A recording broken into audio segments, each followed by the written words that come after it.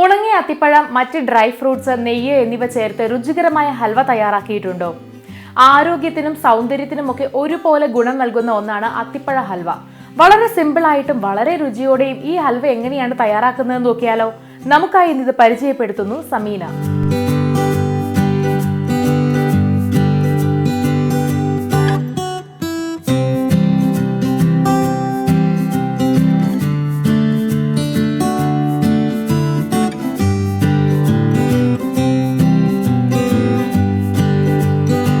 ഹൽവ തയ്യാറാക്കാൻ വേണ്ട ചേരുവകൾ എന്തൊക്കെയാണെന്ന് നോക്കാം. കുതിർത്ത അത്തിപ്പഴം 250 ഗ്രാം,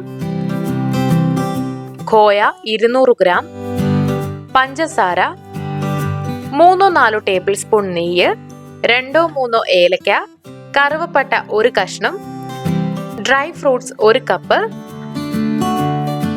അത്തിപ്പഴം കുതിർത്ത വെള്ളം. ഇനി ഇത് തയ്യാറാക്കാനായിട്ട് ഒരു പാൻ ചൂടാക്കി അതിലേക്ക് നെയ്യ് ചേർക്കുക. നെയ്യ് ചൂടായി വരുമ്പോൾ ഇതിലേക്ക് കറുവപ്പട്ട, ഏലക്ക എന്നിവ ചേർത്ത് നന്നായിട്ട് വഴറ്റിയെടുക്കാം. ഇത് നന്നായിട്ട് വഴഞ്ഞു വന്നിട്ടുണ്ടെങ്കിൽ ഇതിലേക്ക് കുതിർത്ത അത്തിപ്പഴം കൂടി ചേർത്ത് എല്ലാ ചേരുവകളും 5 മിനിറ്റ് ഇടത്തരം തീയിൽ ഇളക്കി വേവിക്കുക.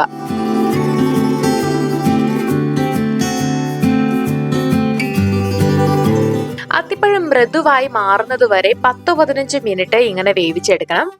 ഇനി ഇതിലേക്ക് അത്തിപ്പഴം കുതിർത്തി വെച്ചിട്ടുള്ള വെള്ളം ചേർത്ത് കൊടുക്കാം. ഇത് നന്നായിട്ട് വെന്ത് വരണം.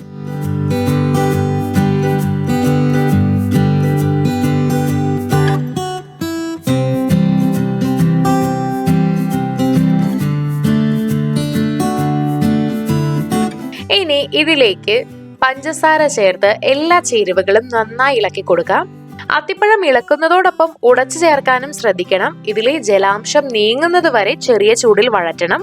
ഹൽവ ഏകദേശം റെഡിയായി തുടങ്ങിയിട്ടുണ്ട്. ഇത് പാത്രത്തിൽ നിന്ന് വിട്ടുവരാൻ തുടങ്ങിയിട്ടുണ്ടെങ്കിൽ ഇതിലേക്ക് ഖോയ ചേർത്ത് നന്നായി ഇളക്കി കൊടുക്കുക.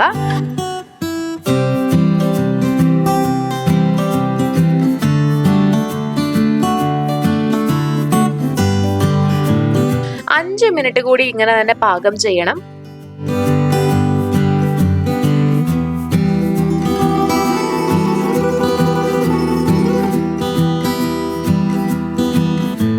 നമ്മുടെ ടേസ്റ്റി ആയിട്ടുള്ള ഹൽവ ഇവിടെ തയ്യാറാണ്. ഹൽവ നന്നായിട്ട് തണുക്കാനായിട്ട് വിടുക.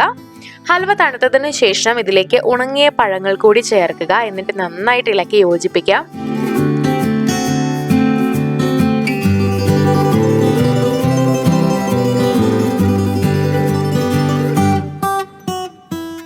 അങ്ങനെ ഹൽവ കഴിക്കാൻ ഇവിടെ തയ്യാറാണ്. ഈ ഹൽവ 1 മാസത്തോളം റെഫ്രിജറേറ്ററിൽ എയർ ടൈറ്റ് കണ്ടെയ്നറിൽ സൂക്ഷിക്കാവുന്നതാണ്.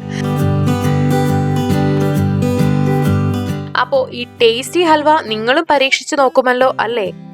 അപ്പോൾ വീഡിയോ എല്ലാവർക്കും ഇഷ്ടമായെന്ന് വിചാരിക്കുന്നു. ഇഷ്ടമായെങ്കിൽ തീർച്ചയായിട്ടും ലൈക്ക് ചെയ്യുക, ഷെയർ ചെയ്യുക, കമന്റ് ചെയ്യുക. ഇതുപോലുള്ള കൂടുതൽ വീഡിയോകൾക്കായി സമയം മലയാളം സബ്സ്ക്രൈബ് ചെയ്യുക.